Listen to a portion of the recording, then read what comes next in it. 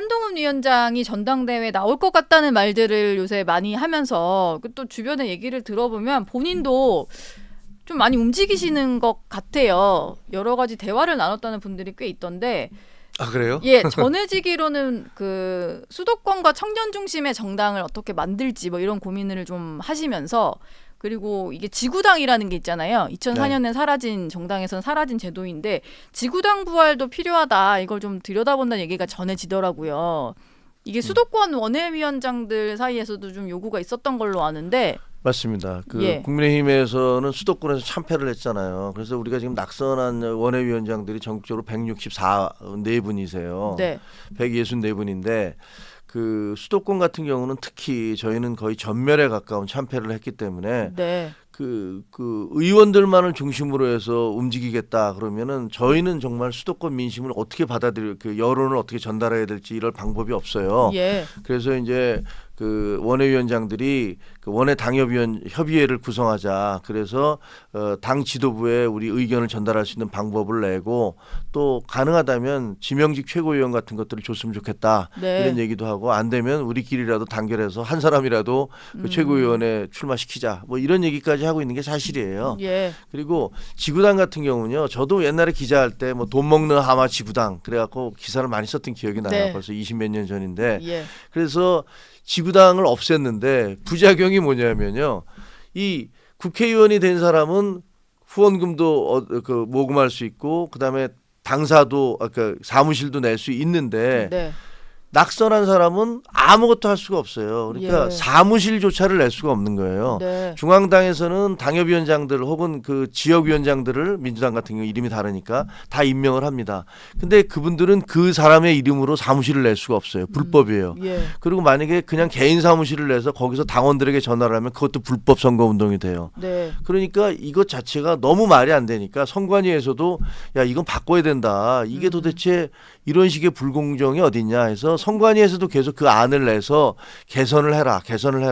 그리고 그 선거 자금도 그 정치 자금도 투명하게 신고해서 선관위가 관리할 수 있도록 해라. 예. 이렇게 안을 냈거든요.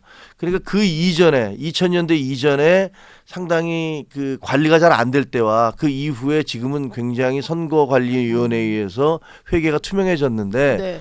과거의 기준 때문에 지금도 그대로 하고 있으니까 예.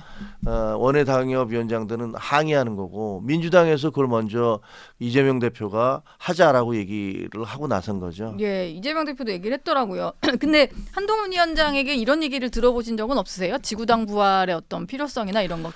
제가 알기에는 예. 한동훈 위원장도 이게 정치가 정상적으로 이루어져야 되는데 이런 식으로 불공정하게 뭐 국회의원이 당선된 분들은 모든 걸 다 가져가고 그다음에 낙선한 사람은 그냥 정말 아무것도 아닌 그 뭐 정치인은 원숭이는 나무에서 떨어져도 원숭이지만 정치인은 뭐 선거에서 패배하면 사람도 아니다 뭐 이런 예. 얘기가 있듯이 네.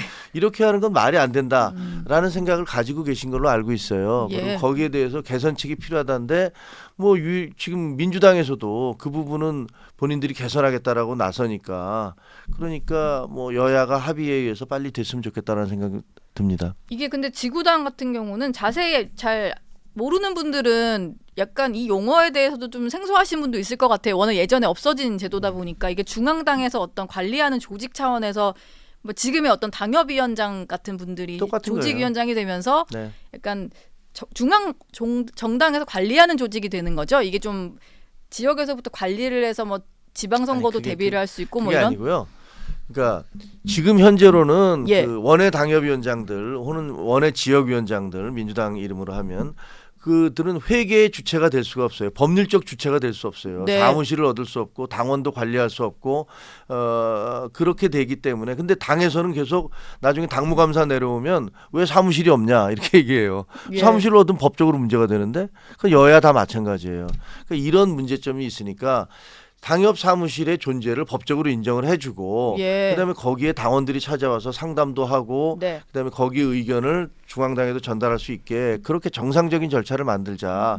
지금 현재 국회의원들은 그렇게 할 수 있거든요. 네. 근데 그 반대편에 있는 사람들은 할 수가 없어요. 그러면은 국민의힘 같은 경우는 수도권에 낙선자들이 워낙 많으니 수도권 정당으로 가려면은 이 지구당이 꼭 필요한 거겠네요. 당연히 관리가 그렇습니다. 되려면은 예. 한동훈 전 위원장이 여기에 관심을 가졌다는 것은 뭔가 전당대회 출마를 준비하고 있다 이렇게 봐도 되는 걸까요? 정당의 어떤 이제 수도권을 좀 재건하는 데 있어서의 좀 필요한 부분을 고민을 하고 있는 걸로 좀 보여가지고요. 한동훈 위원장은 아마 지난번 비대위원장을 하면서 선거 과정을 거치면서 이제 정치에 처음 입문을 했잖아요. 예. 법무부 장관을 하긴 했지만 뭐 네. 정식으로 정치에 입문한 건 아니니까 그런 과정을 통해서 우리 정치의 문제점들이 뭔지를 뭐 아마 여실히 느꼈을 거예요.